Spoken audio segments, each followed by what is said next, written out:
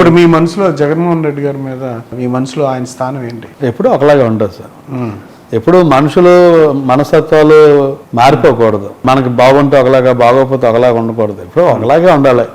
కాకపోతే ఆ పరిస్థితులు బట్టి చిన్న చిన్న ఇబ్బందులు కలిగితే 5 to 10% డీవియేషన్. ఈ పార్టీ అవనండి, ఆ పార్టీ అనండి, ఏ నాయకుడైనా కానీ అది ఎప్పుడు కూడా మర్చిపోకూడదు. నన్ను ఈరోజు ఈ స్థానంలో కూర్చోబెట్టింది ఆయన, అది నేను మర్చిపోతే ఎలాగవుతుంది? అంటే మీ వరకు చూస్తే మీ ప్రాంతంలో స్థానిక అంశాల మీద చాలా ఇబ్బందులు ఉన్నాయి.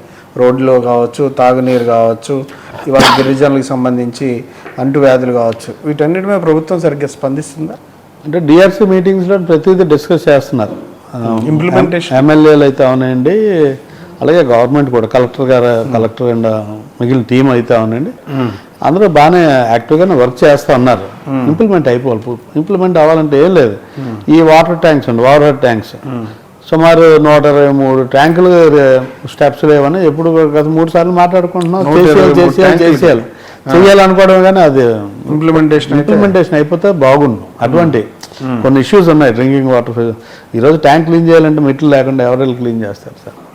అటువంటి కొన్ని సీరియస్గా ఉన్నాయి, సీరియస్గా తీసుకోవాలి. తీసుకుంటే బాగుండు. గవర్నమెంట్ ఫండ్స్ ఖచ్చితంగా పంచాయతీ లెవెల్ వరకు డైరెక్ట్గా రావాలి. సెంట్రల్ గవర్నమెంట్ ఫండ్సే వస్తూ ఉన్నాయి.